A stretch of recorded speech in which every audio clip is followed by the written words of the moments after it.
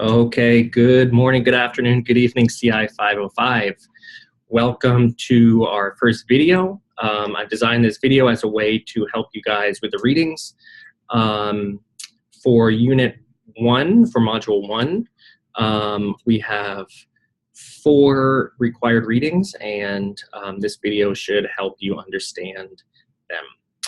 I'm linking the first 2, which is the Bransford et al. And the National Research Council. In my mind, I want to link those because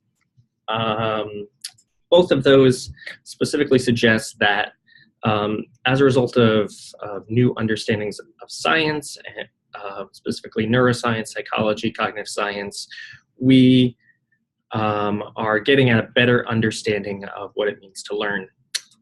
Both articles discussed the changing metaphors of learning. So in the past, we have viewed learning and knowledge as an acquisition of skills. So the acquisition metaphor was prominent. We have also conceptualized learning as transfer, or basically the ability to work with information and to apply it in a new context. But those 2 have also been added recently by the participation metaphor. So how one demonstrates their learning via participating in a community of practice. So both 2 articles focus on how our conceptions of learning have changed as a result of science, as well as a broadening understanding of the social nature of learning, the contextual nature of learning, and really the active nature of learning. So in the first article, the Bransford et al., I want you to focus on how they align the 3 strands in what they call a decorative synergy. So how do they align the brain, the focus on implicit learning, and the focus on informal learning? So going from the idea that a substantial portion of our learning about media and technology is implicit, which means it happens without our conscious reflection. And given that we often learn technology through our participation in learning activities that are larger than just ourselves, meaning we learn technology by participating in activities that involve others, that involve larger communities that have extended histories of participation. So there's a shift from the unit of analysis and our conception of learning, going from the individual mind to a focus on the activity of learning or on the interactive event of learning. So it goes from just something that we can observe as a mere stimulus and response, so i.e. behaviorism, to a conception of learning that is something that is a process of knowing that is heavily dependent on our prior experience, and that is heavily dependent on the socialized interactive nature of that. So in short, learning goes from being just a sort of acquisition of skills to the development of robust knowledge that is organized around important concepts. Okay. So the NRC article talks about learning with understanding, and they talk about the development of how we develop a rich body of knowledge that goes beyond the old axiom, an inch deep and a mile wide. So how do we develop really rigorous knowledge for our students? How do we create and design curricula that is inquiry-based? How do we encourage active learning in which learners come to have a more complete understanding based on sense-making, self-assessment, and reflection. And how do we situate their social interaction in appropriate context?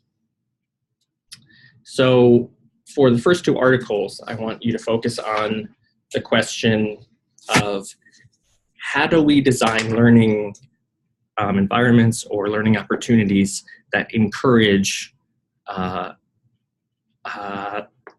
learning with understanding, which has multiple components, including the rich body of knowledge, inquiry-based, active learning, and involving social interaction. So that's the first question. How do we design learning opportunities that encourage rigorous understanding? Okay, that's the first thing. And that is the question that guides the first two articles. The second two articles focus on learning with technology. So in the Mishra and Kaler article, this is a foundational article in our field. This is one of the most widely used frameworks for technology integration. It's something that we teach all of our undergrad students.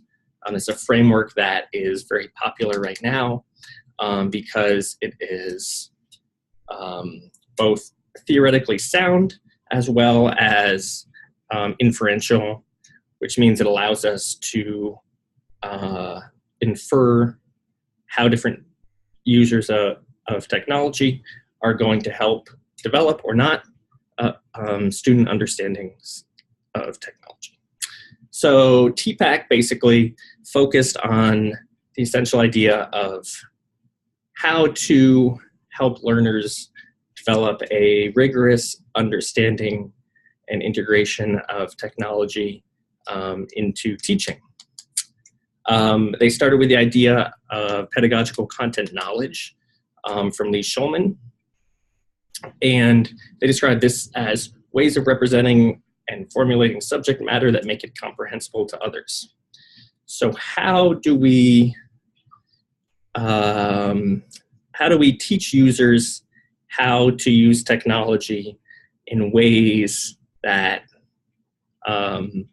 supports their development of content knowledge, as well as using technology in a pedagogically sound way? The answer for them was something called learning technology by design. And I want you to keep in mind that for them, learning technology by design was experiential. It was based on authentic and engaging problems that were relevant to their learners. So they came up with problems that their students had to solve that were based on real life issues. And they used authentic products and processes.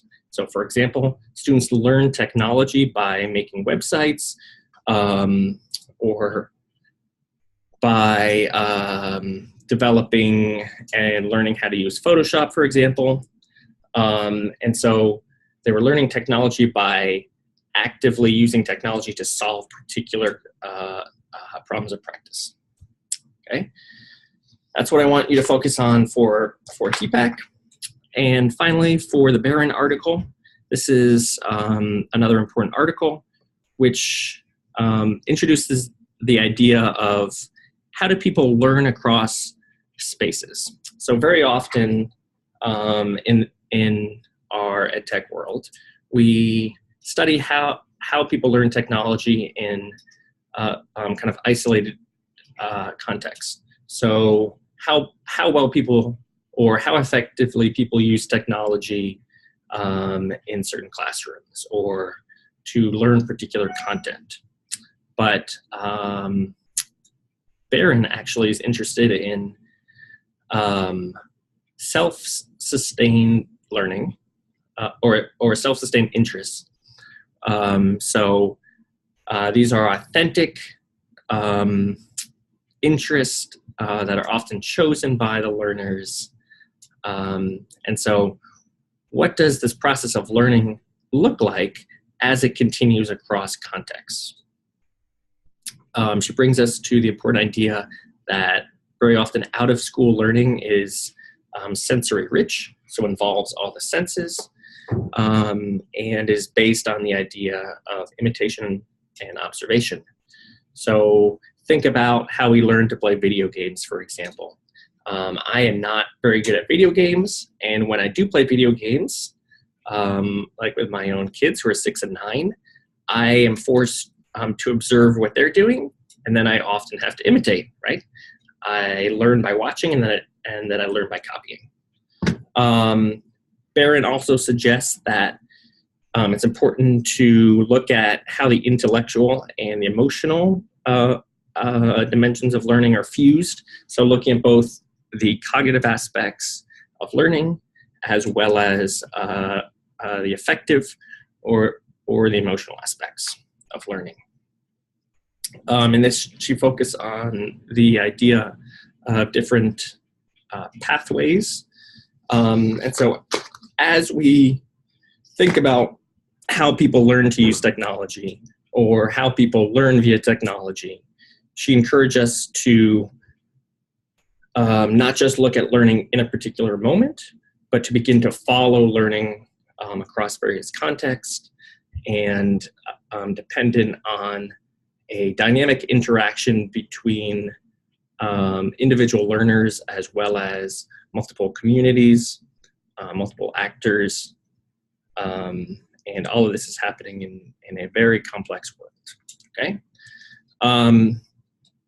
And so the question for the final 2 articles, the Kayla and Mishra and the Barron, are what design principles should teachers follow to support the development of technological pedagogical content knowledge?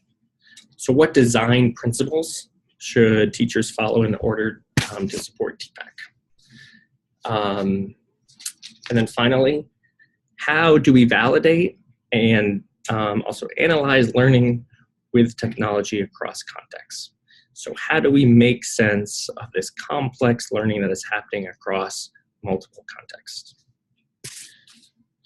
So I've chosen these 4 readings as a foundational way to understand how we learn and how we learn with technology in complex situated environments. You will have the choice to focus on either metacognition or psychological safety. So you choose one of those 2 strands and you read the articles. I will provide more instruction about the reflection and the critique assignment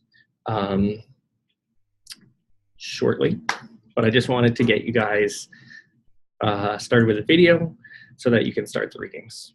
Okay, hope you're all doing great. And let me know if you have any questions. And we will also have our first Zoom meeting next Wednesday. Okay, thank you very much. Have a great day.